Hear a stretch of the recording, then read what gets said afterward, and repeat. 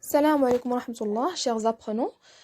Aujourd'hui, on va faire l'activité de la production écrite dont le sujet sera la peine de mort. C'est-à-dire qu'on va essayer d'écrire un texte argumentatif selon un plan dialectique. Un petit rappel avant de commencer, qu'est-ce qu'un plan dialectique? Un plan dialectique, c'est un plan, c'est une méthodologie de travail qui consiste à analyser un sujet d'opinion. Il appartient au type de plan par confrontation, c'est-à-dire que dans ce plan-là, on trouve deux points de vue, deux opinions qui sont contradictoires. La première opinion s'appelle la thèse. La thèse, c'est-à-dire c'est le point de vue des personnes qui sont pour. On les appelle les partisans, c'est-à-dire les personnes qui disent oui à une idée, à un sujet. Et par la suite, on trouve l'antithèse. L'antithèse, c'est-à-dire c'est le point de vue des personnes qui sont contre, c'est-à-dire qui disent non, qui refutent un sujet. Et vers la fin, on trouve la synthèse. La synthèse, c'est l'établissement d'une vérité moyenne plus nuancée. C'est comme une sorte de dépassement, un dépassement de la contradiction apparente entre les deux positions extrêmes. Alors, pour mettre en pratique ce plan-là, je vous propose le sujet suivant. La peine de mort est un sujet qui anime les débats partout dans le monde. À ce sujet sensible, les opinions sont divisées. On trouve ceux qui sont pour et ceux qui sont contre la peine de mort. Sur quel argument les deux parties s'appuient-elles pour défendre leur position? Lequel de ces deux points de vue semble-t-il plus logique? Alors, quel est le thème, quel est le sujet de notre production écrite? C'est la peine de mort. Alors, on va mener un débat, une sorte de discussion qui met en relief les deux points de vue contradictoires autour de ce sujet. C'est-à-dire, on va présenter l'opinion de ceux qui disent oui, c'est-à-dire que ceux qui sont pour, et ceux qui sont contre, c'est-à-dire qui disent qu'on doit lutter, qu'on doit abolir cette peine de mort, tout en présentant les arguments de chaque partie. Donc, toujours avant de commencer à rédiger le texte, il faut transcrire dans le brouillon toutes les idées qui vous arrivent à l'esprit. C'est-à-dire toutes les pensées que vous arrivent à l'esprit, qui vous arrivent en tête autour de ce sujet doivent être transcrites dans un brouillon avant de commencer à rédiger au propre. Alors, par exemple, une petite présentation, bien une petite définition. La peine de mort consiste à exécuter un coupable d'une faute qualifiée de crime capital. C'est-à-dire quoi? C'est-à-dire lorsqu'une personne commet un crime, c'est-à-dire un crime qui est capital, c'est-à-dire un crime qui est très très grave, comme un assassinat, un viol, alors il doit être exécuté, il doit être tué selon la loi, il doit être condamné à mort. Alors pour les partisans, c'est-à-dire pour les personnes qui sont pour la peine de mort, ils peuvent avoir comme argument, par exemple, il permet de s'assurer que le criminel ne refera plus jamais de mal à personne. C'est-à-dire quoi ça? C'est-à-dire que la peine de mort est le moyen le plus efficace pour être sûr, pour être certain que ce criminel ne va pas tuer ou commettre quelque chose de mal envers d'autres victimes. C'est-à-dire pour s'assurer que cette personne-là, il ne refera jamais ce crime-là, c'est-à-dire il ne va pas tuer quelqu'un, bien il ne va pas violer quelqu'un d'autre. Alors, la peine de mort permet de faire payer le criminel à hauteur du mal qu'il a fait. Comme deuxième argument, par exemple, la peine de mort permet de faire payer le criminel à hauteur du mal qu'il a fait. C'est-à-dire, par exemple, si une personne a tué un être humain, il mérite alors un châtiment qui soit aussi sévère que le crime qu'il a commis.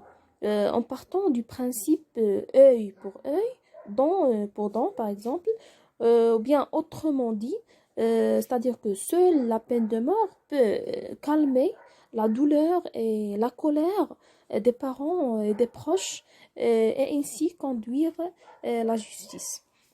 Alors, comme troisième argument, on peut avoir cette punition suprême s'avère le meilleur moyen de dissuasion dont dispose la société face à certains criminels dangereux. C'est-à-dire quoi? C'est-à-dire en appliquant cette punition sévère, c'est une punition qui est très très sévère, le fait de tuer un criminel.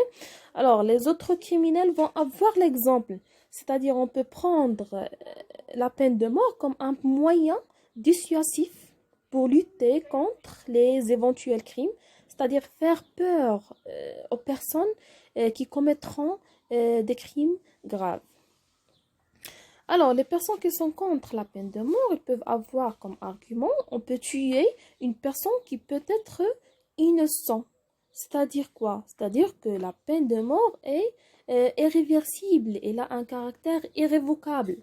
Si on tue un criminel et il s'avère par la suite qu'il est innocent, c'est-à-dire que ce n'est pas lui qui a commis le crime, donc on a commis un meurtre judiciaire, c'est-à-dire un meurtre selon la loi, comme il a dit Victor Hugo. C'est-à-dire que les jurys sont aussi des criminels et d'ailleurs on ne peut pas corriger cette faute car c'est irréversible, car le condamné est déjà exécuté. Alors, comme deuxième argument, tuer un criminel, c'est tuer toute sa famille ou bien toute une famille. C'est-à-dire quoi? C'est-à-dire que, comme on a vu dans le chapitre 9, que la peine de mort ne frappe pas seulement le condamné à mort, mais aussi elle touche profondément sa famille. C'est-à-dire elle va attrister sa famille, il va produire par exemple des orphelins, des veuves, etc. Alors, comme troisième argument, la peine de mort viole un droit des plus fondamentaux, c'est le droit à la vie. C'est-à-dire quoi? C'est-à-dire que les détracteurs, les opposants de la peine de mort pensent que quoi qu'il arrive, personne ne peut priver un autre de son droit de vivre. Personne n'a le droit de tuer une autre, quelle que soit la raison. Et par la suite, on peut faire une petite conclusion. Par exemple, chaque personne a ses propres arguments concernant ce sujet. C'est-à-dire que chaque personne elle a des arguments qui sont pertinents, qui sont logiques. Et tu peux donner ton point de vue, je suis pour, bien je suis contre la peine de mort, et donner ton propre argument pour défendre ton point de vue, car par exemple, il permet d'établir l'ordre et la justice. Alors tout cela doit être fait dans le brouillon avant d'écrire au propre. Alors, comme deuxième étape, essayez de concevoir le plan. C'est-à-dire que la présentation générale sera faite dans l'introduction, plus une présentation de la problématique sous forme de questions qui va avoir sa réponse dans le développement. Alors dans le développement, on va avoir les deux opinions qui sont contradictoires, plus les arguments de chaque partie. Et vers la fin, la conclusion, on va avoir une petite synthèse, une petite conclusion, et plus le point de vue personnel. Alors, par exemple, prenons cette rédaction. Depuis toujours, la peine de mort qui consiste à exécuter un coupable d'une faute qualifiée de crime capital partage les avis entre partisans et détracteurs. Alors, je peux commencer par une expression générale, mais ce n'est pas obligatoire. Par exemple, l'expression que j'ai utilisée depuis toujours. C'est une expression qui précise le cadre temporel, d'accord, depuis toujours, c'est-à-dire depuis des décennies ou bien depuis le début des siècles, etc. La peine de mort, qu'est-ce qu'elle a? Qui consiste à faire quoi? Qui consiste à exécuter un coupable d'une faute qualifiée de crime capital. L'introduction que j'ai faite dans le brouillon partage les avis entre, qu'est-ce qu'il fait? Il partage les avis entre partisans et détracteurs, c'est-à-dire il y a ceux qui sont pour, il y a ceux qui sont contre. Donc, c'est pour introduire la problématique. Sur quel argument s'appuient les deux parties pour défendre leur position? C'est-à-dire quels sont les arguments des deux parties sur lesquels ils s'appuient les deux parties. Alors, le développement, certains voient que la peine de mort est un moyen efficace pour atténuer le taux de criminalité. Certains, c'est-à-dire il y a certains gens il y a des personnes qui voient que la peine de mort est un moyen efficace pour atténuer le taux de criminalité, c'est-à-dire pour affaiblir le taux de criminalité, pour ne pas avoir d'autres crimes. En effet, les personnes qui commettent des crimes particulièrement graves ne méritent pas de vivre car ils constituent une grande menace pour la société. C'est-à-dire, on peut se débarrasser carrément des personnes qui commettent des crimes en les tuant. Par ailleurs, c'est un connecteur logique pour faire quoi? Pour ajouter un autre argument. Par ailleurs, la peine de mort dissuade d'autres éventuels criminels qui ne penseront jamais à refaire le même crime. C'est-à-dire, il va faire peur à d'autres criminels. De plus, si j'ajoute un autre argument, cette punition peut aussi rendre justice à la famille des victimes. Alors, essayez le maximum de se contenter d'un petit nombre d'arguments pour ne pas commettre beaucoup d'erreurs. Alors, pour les opposants, par quoi je peux introduire le paragraphe de l'avis des opposants? Par un connecteur logique qui a comme fonction l'opposition. D'accord? Par exemple, cependant, bien néanmoins, etc. Cependant, les opposants citent d'autres arguments pour soutenir le rejet, parce qu'ils rejettent ce châtiment suprême. Selon eux, la peine de mort est irréversible. On ne peut pas revenir en arrière en cas d'erreur. Donc, on peut condamner un innocent et cela sera injuste. En outre, pour donner un autre argument, en outre, la peine de mort ne touche pas seulement le coupable, mais il porte aussi atteinte à sa famille.